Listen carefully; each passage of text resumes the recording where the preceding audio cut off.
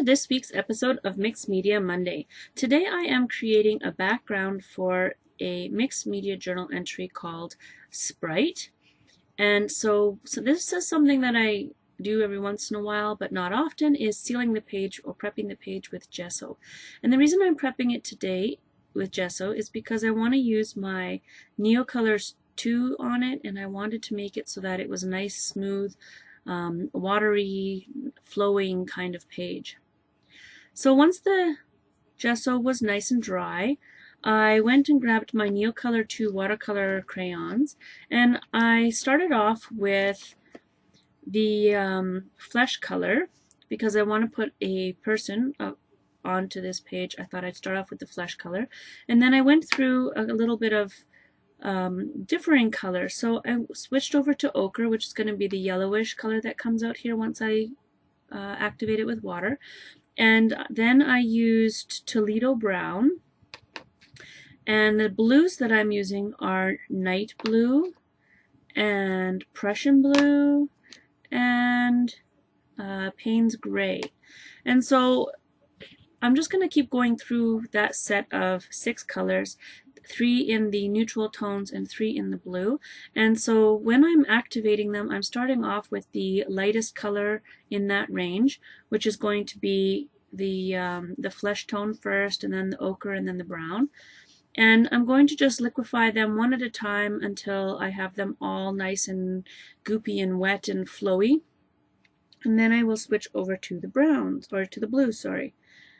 So there's not really a rhyme or a reason to this. I randomly put the color down on the page, and now I'm just liquefying it in order. I kind of have a odd number of spots that are in each color, and the blues were really hard to tell apart when I was liquefying them or activating them, and so I kind of blend one into the other until they're all gone. And so this kind of background, it's one of those things where you just kind of keep tinkering and trying new methods until you're happy with what you end up with. So I've applied my neutrals and activated them. I've applied my blues and activated them. And then I'm going to go around and see if anything runs and moves. And I thought, I don't really want this to be a drippy scene, so I'm going to dry it just a little bit to get the hard edges that are there. And then I'm going to take my pipette. And this is something I do quite often, is if I've got pooled color, I will take a pipette and spatter it across the page, and it gives a lot more depth to my piece. So that's what I'm doing. I've just taken this little reusable plastic pipette, and I'm just picking up the extra bits and pieces of moisture and spattering them into the opposite color. So if the pool of color was brown, then I would spatter it across the blue. If the pool of color was blue, then I would spatter it across the browns and neutrals. And then I just kind of keep going, and I do this often as I'm drawing, and what that allows for is a hard edge around some of the spatters, and then you pick up the color again, and it gives a lot of definition within that individual spatter. So I keep going and going until I am happy with how dry this is. At one point I would lay down a piece of paper towel because I just get frustrated with waiting for my heat gun to continue to heat the whole page. So once that's nice and solid and the colors are set, I can go in and I can add another layer of color. So the color that I really liked that was coming out was the yellow, was the ochre. And so I decided I was going to add a whole bunch of that back in. And I thought, if I'm going to darken up the ochre, I'm going to darken up the flesh tone and the brown as well. And that's what I did. I went through, added them back in, and then I went and added activated them again until they were nice and spread out and pooling, and then I could spatter. And I kind of just kept going over and over with this whole process until I was happy with what I had. And I often like that with backgrounds, which, for a background, most of the time they get covered up in for the majority of them anyways.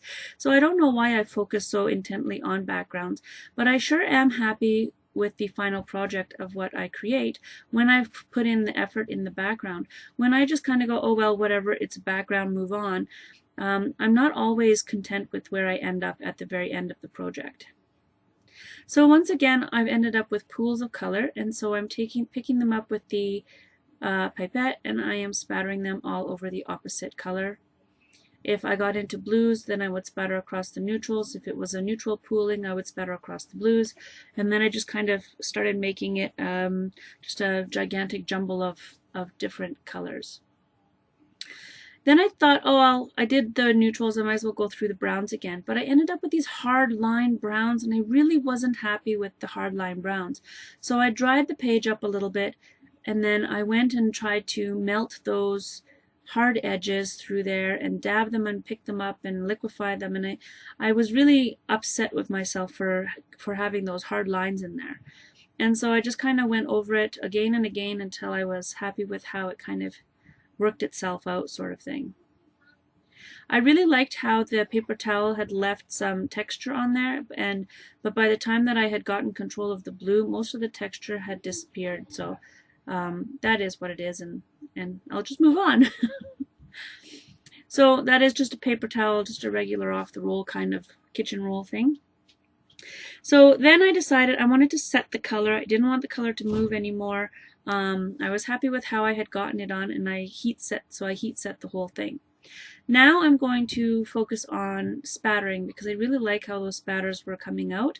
So I took the, I think this blue is the Prussian blue, and I filled this little piece of my palette with the Prussian blue and my watercolor brush, and then I picked it up with the pipette and spattered it across and continued to spatter it until I didn't have any solid blocks of color.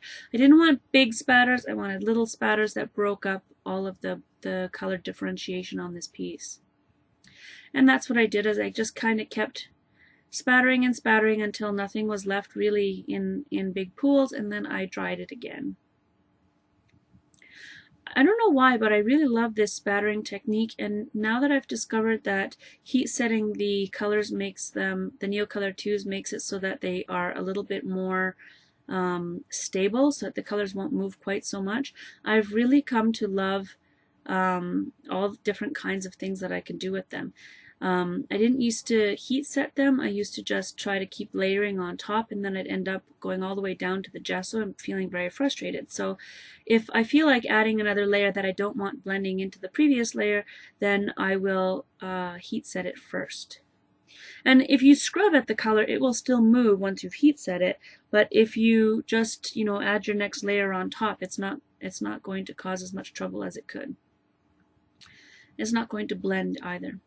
So I got tired of waiting for everything to dry, so I took a paper towel and dabbed off any excess color, which there wasn't any, so that was good. And then I felt it to make sure that it was nice and smooth and dry and there's no more moisture in there, and to make sure that it wasn't too hot to add the next elements. And then I decided I wanted a wash of gesso on top, just to break up how heavy the blue was.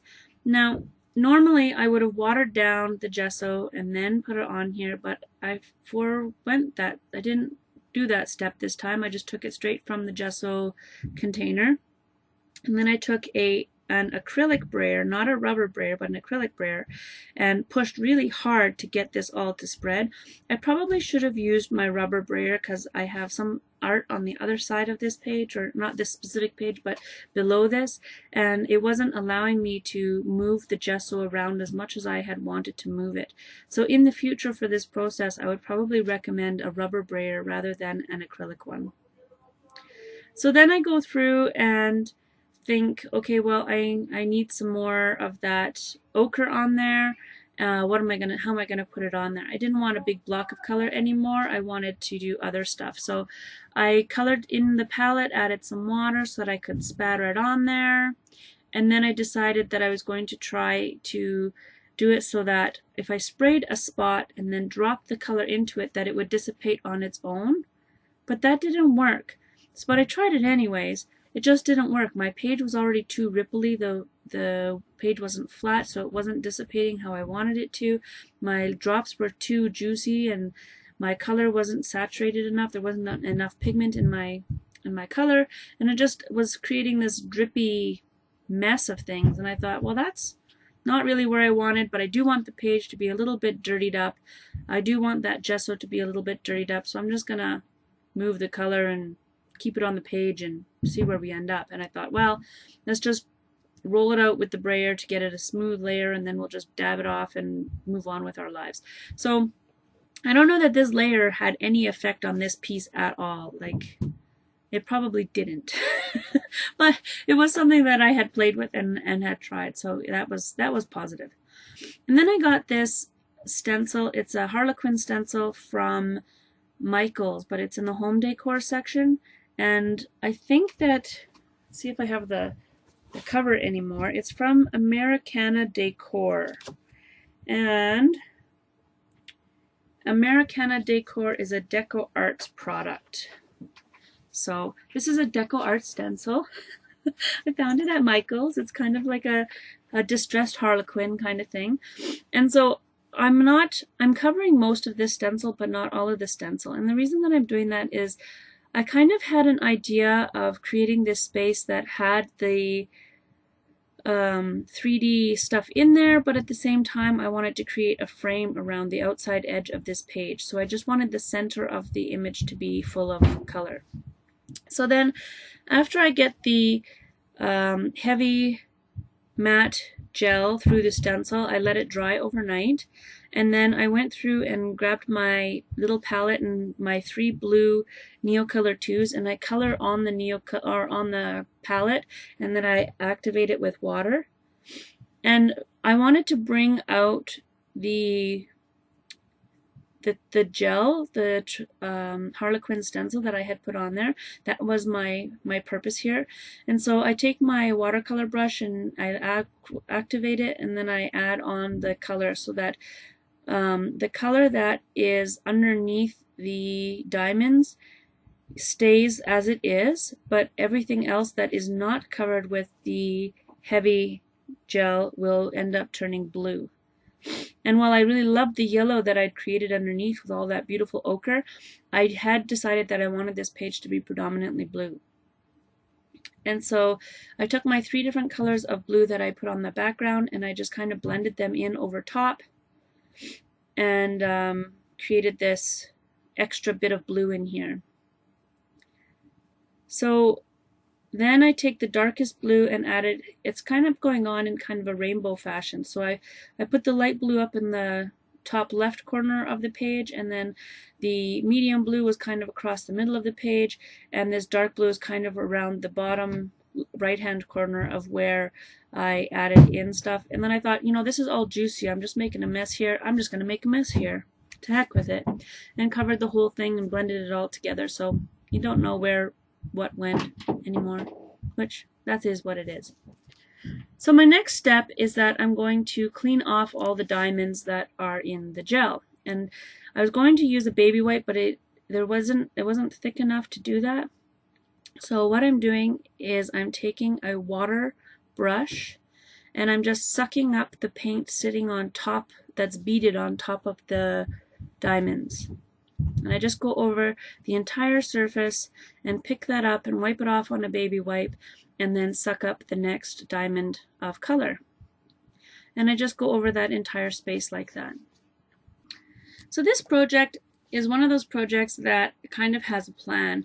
And I say it kind of has a plan because I've already created this project in kind of a scrapbooking sense as the cover of one of my homemade journals. And so I kind of had a framework of what I was trying to achieve, but I was trying to achieve it as a larger scale. I was trying to achieve it from a more artistic and less scrapbooker scale, and I wanted to do it as an art journal page. And so I kind of had an idea. So I kind of, in that piece, I was looking more at the base colors of the flesh tones and the ochres and the browns, but those were mixed in with like a very light teal and a peachy pink kind of color. And so this was kind of a different direction by adding in all these really bright and fantastic, full of pigment blues in there. And so I didn't really know where I was going to take this afterwards. So I did know that I was going to add a girl figure to this, but I didn't really know what that girl was going to look like. I just knew the color framework of what I wanted to create, and that's how I started. So This goes to show you that you can start with a little bit of an idea and just kind of add the layers upon layer, and then you can build it up from there. So my focus at this point, before I draw the female figure, is just on the colors that I'm bringing together. So this little page is from a Tim Holtz Ideology paper set. It's called French Industrial Paper Stash. And this, I love this paper stash, and I have a feeling I'm going to be using a lot of it very frequently until the paper stash is gone. Like sometimes I get a pack of paper where I'm only going to use like 1 or 2 pieces of the paper, and this isn't one of those sets. This is one of those sets where you can envision something for every single page you flip to within that set. So I'm really happy that I got this package for Christmas.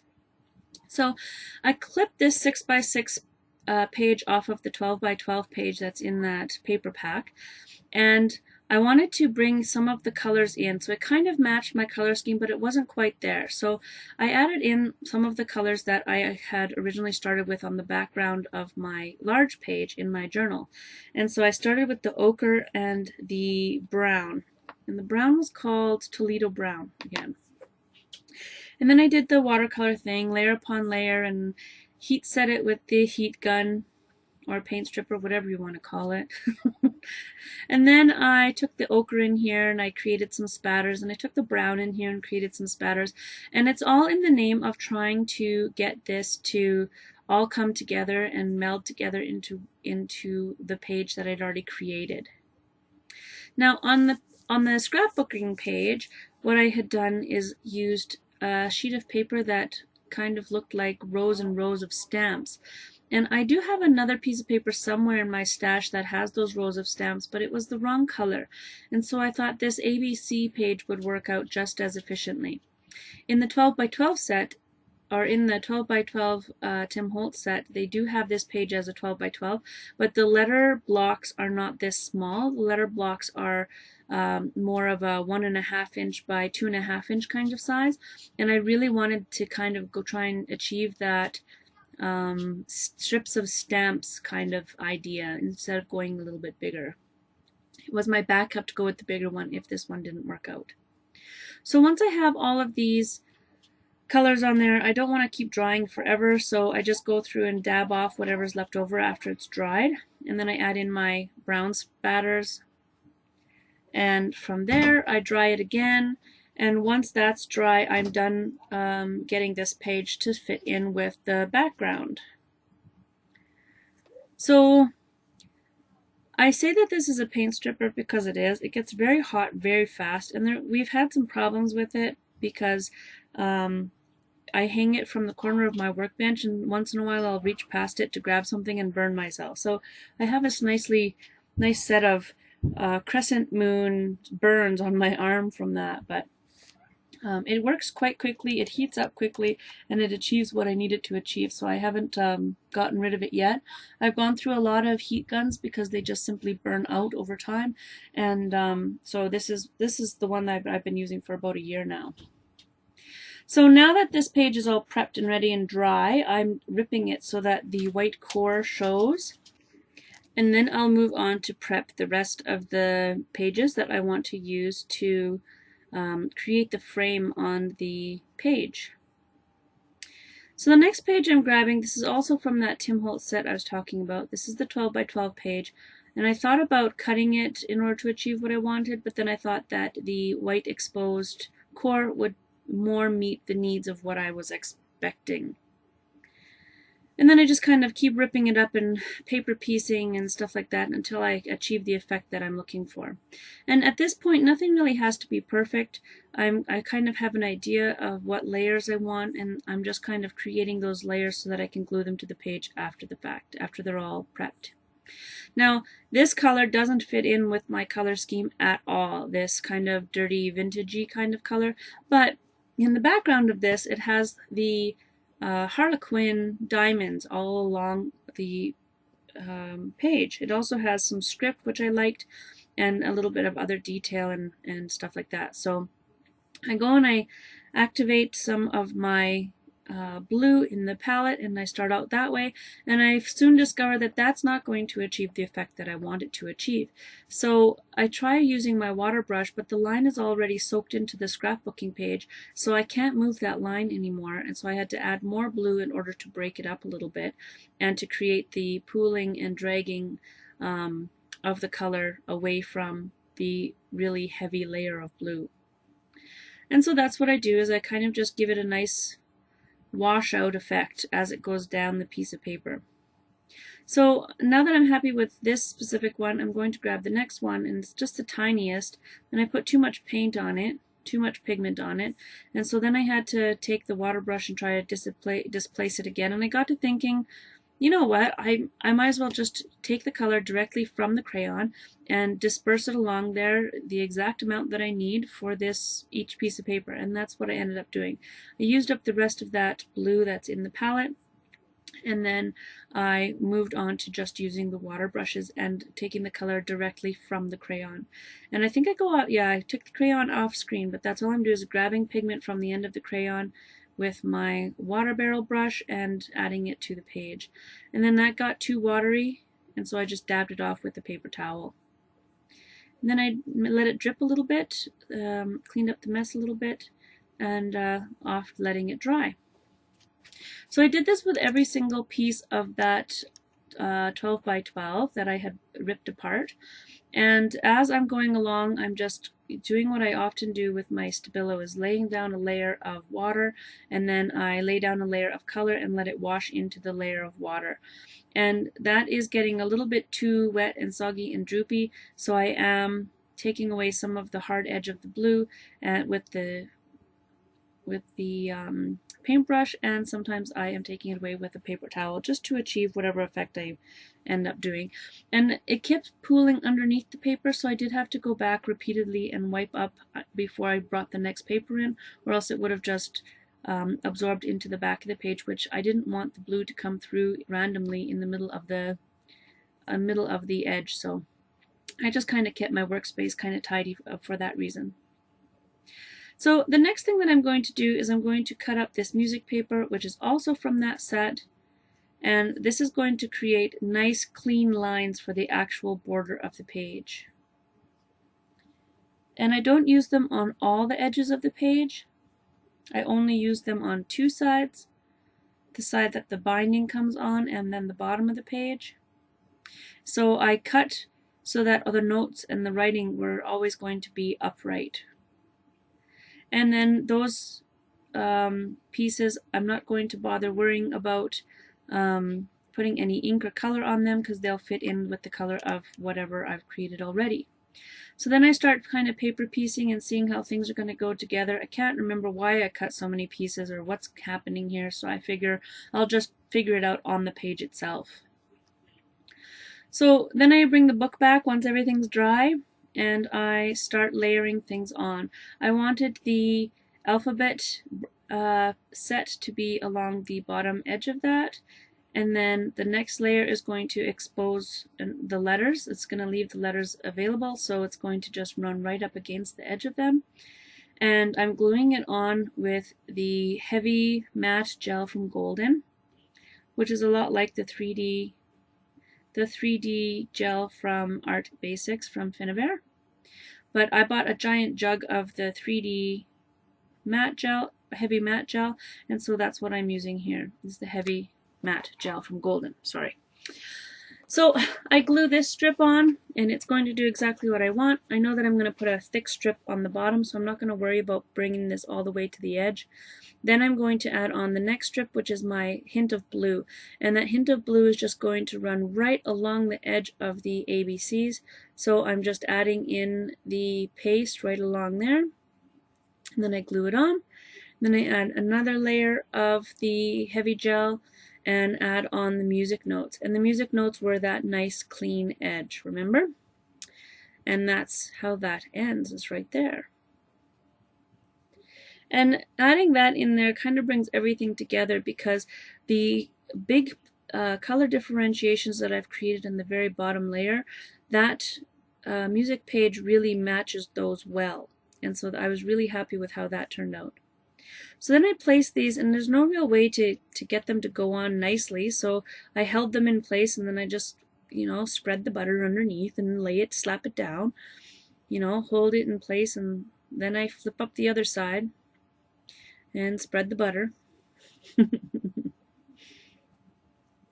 And just, I'm using this quite liberally. I'm not too worried about using too much of it. It's going to, glue anything down. Everything's going to stick to it, and I'm going to be happy. So I'm not too concerned. Well, and then I took my brayer to it because I wanted to push down a little bit harder, and my hands weren't cooperating the way I wanted them to. So I just used the brayer a little bit. So I thought, okay, I'll put this next piece on there, but I want that extra bit of color in there. So I decided I was going to put the last strip of ABCs in there, but I wanted the ABCs to be upright, so I had to rip the opposite edge off in order to make them do what I wanted them to do. And then I'm going to layer on that last piece of the Harlequin kind of print with the blue edge that I created. And then I lost some video footage and ended up with the frame along the bottom, and this is where I ended up. So here's all the layers of the background. This is part 1. Part 2 of the Sprite will be coming soon as I get it all put together. Thanks for watching Lizzie's Workshop. Don't forget to like, subscribe, and share with all your friends.